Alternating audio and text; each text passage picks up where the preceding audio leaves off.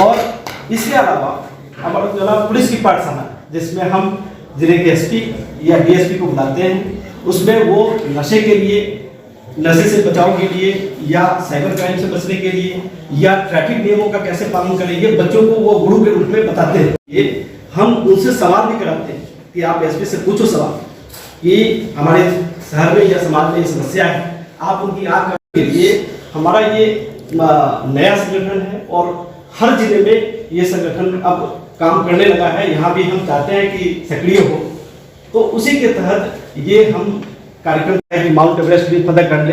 तो हमने संस्थान से आग्रह किया कि इनको इनकी जो इच्छा है कि कुछ मदद मिल जाए तो हम और आगे बढ़ें, तो मदद दे दी जाए। तो एक बार में संस्थान ने एक्सेप्ट कर लिया और संयोग ऐसा है कि मैडम से मैं गया 1 मिनट के लिए मुश्किल से मिला और मैडम ने भी कहा कि मैं आने के लिए तैयार हूँ। तो तालियां इनके लिए। तो आज जो है क्योंकि प्राइवेट स्कूल में जिनके पास पैसे हैं, संसाधन हैं, तो पढ़ते ही, लेकिन सरकारी स्कूल के जो मेधावी बच्चे हैं उनको भी प्रोत्साहित करने के लिए हम मेधावी छात्रवृत्ति देते हैं। हमने यहाँ एक बच्चा है जिसको लैपटॉप भी दिया है और उनको जम्मू कश्मीर में पढ़ने के लिए 50,000 रुपये की मदद भी दी है। तो इस तरह हम जो भी पास ले जाते हैं, कई बार राज्यपाल के पास ले जाते हैं और उनको आगे बढ़ने के लिए हौसला अफजाई करते हैं। तो ये मैम हमारी गतिविधियाँ हैं। बाकी धन्यवाद। धन्यवाद अमरनाथ जी, आपने हमें अपनी जन कल्याण की जो योजनाएं हैं उनसे हमें अवगत कराया।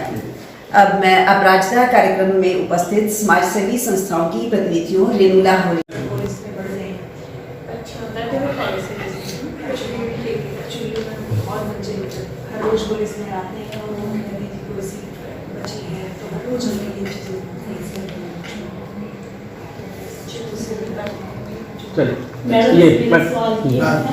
कि जैसे आजकल आधार कार्ड सबके लिए कंपल्सरी है, हर साइन करवाना हो गया, उनकी कुछ तो प्रूफ चाहिए ना उनको।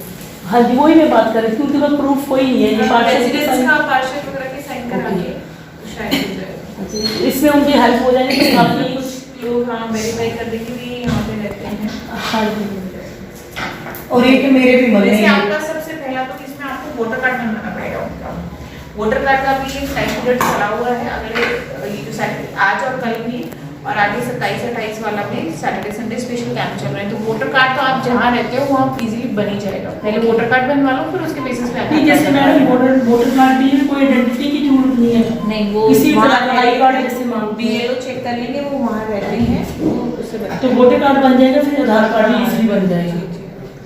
हाँ जी, एक मेरे मन में भी है। तो यहाँ पे जैसे एक्सीडेंट बहुत होते हैं, तो ट्रॉमा सेंटर नहीं है यहाँ पे।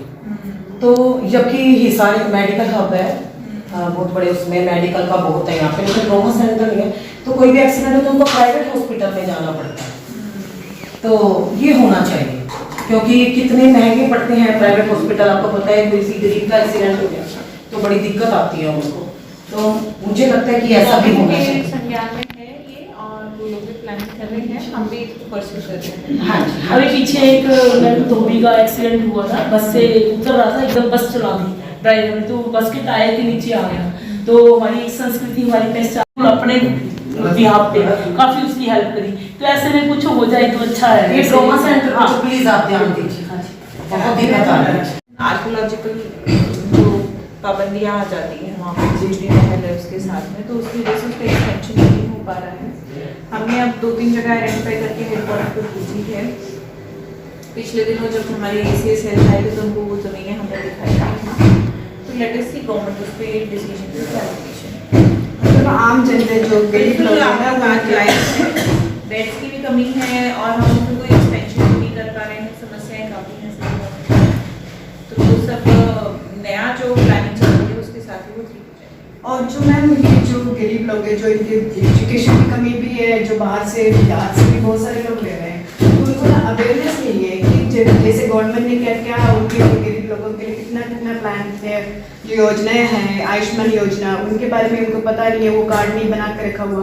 तो जब भी बीमार हो जाते हैं वो तो एक तो सिविल हॉस्पिटल जाते नहीं है, उनके विश्वास पता नहीं क्या हो गया, तो वो प्राइवेट हॉस्पिटल में जाते हैं। उधर भी उनका जो टेस्ट वगैरह में रिपोर्ट भी सही नहीं होता। जैसे मेरी मेड उसकी मैंने ट्रीटमेंट कराएगी, पर हॉस्पिटल में मैंने टीबी बताया, टीबी हॉस्पिटल में ट्रीटमेंट कराया, पर 15 दिन के बाद जैसे 1 महीना वो कंटिन्यू उधर की 1 लाख के करीब खर्चा हो गया उसकी 1 महीने की दवाई लेने के बाद टेस्ट नेगेटिव भी आ जाता है। हाँ वी जी। कान से कि वो डॉक्टर ने गलत पर बताया। कैसे भी हो मैम वो एक हाँ, और देखो ऐसा है कि पहले तो उसकी 1 महीने तक टीबी की जांच होगी, वो टीबी की दवाइयाँ देके देखी होगी उसने।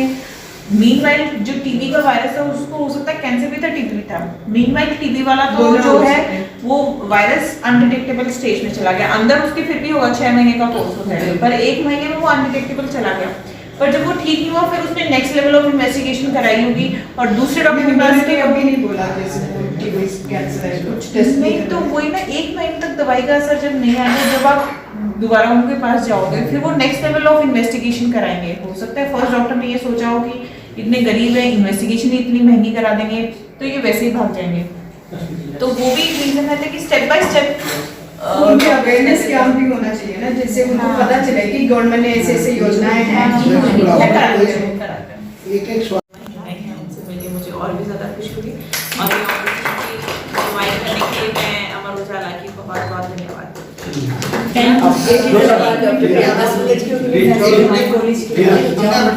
अभी रीना भट्टी से मुखातिब होती हूँ। रीना, तुम्हें हमारी उपायुक्त डॉक्टर प्रियंका सोनी के हाथों सम्मान लेके कैसा महसूस हो रहा है, उसके बारे में बताओ। मेरे को बहुत अच्छा लग रहा है। ऑब्वियसली मैं अमर उजाला और डीसी मैम का दिल से धन्यवाद करना चाहूँगी, क्योंकि जैसे मैडम ने बताया ना कि वो मीडियम फैमिली से बिलोंग करते हैं, उसके बाद उन्होंने स्टेप पहले डॉक्टर और फिर इस टीम में आए। तो ऐसे ही मैं भी एक नॉर्मल फैमिली से बिलोंग करती हूँ, तो जब मैंने सपना देख लिया था, बट कहीं ना कहीं प्राइवेट सेक्टर में जॉब करती थी, जो भी खर्चा होता था मैं अपने सपने पे लगा देती थी। बट माउंट एवरेस्ट को फतह करना इतना महंगा मतलब गेम है, तो लेकिन मैं छोड़ नहीं सकती थी। और उसके बाद मतलब कंटिन्यूसली चला आ रहा था, मन भी करता था कि ये सिर्फ मेरा ही सपना नहीं है, ऐसी लड़कियां हैं हमारे समाज में जो किसी ना किसी रीजन से अपना सपने को है ना ड्रॉप कर देती है, चाहे वो फैमिली का प्रेशर हो, चाहे वो समाज का। फिर मेरे को ऐसा लगता था कि इतना आगे बढ़ गया, अगर मैं भी ये सपना बीच में ड्रॉप कर दूंगी तो फिर उन लड़कियों में और मेरे में तो कोई फर्क ही नहीं बचेगा ना। तो कंटिन्यूसली 3 साल से स्ट्रगल चल ही रहा है, तो मैंने सोचा कि नहीं, अभी छोड़ना नहीं है बिल्कुल भी। तो कहीं ना कहीं मैं आगे बढ़ती रही और अमर उजाला ने मेरी जो मैं कंटिन्यूसली मेहनत कर रही थी, मेरा जो सपना था उसमें थोड़ा सा रंग बन गया।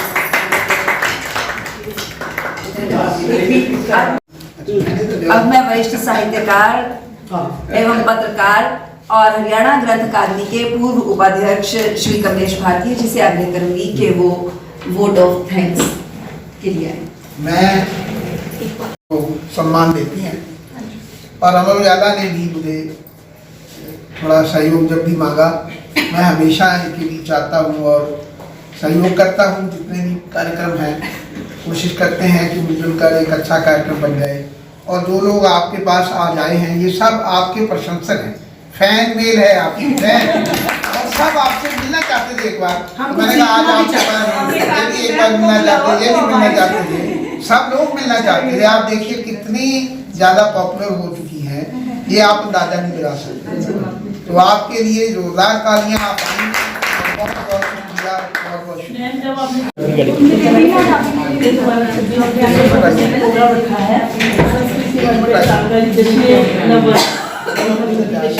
तो आप आएंगे, हमें बहुत अच्छा लगेगा। हम आएंगे आपके पास।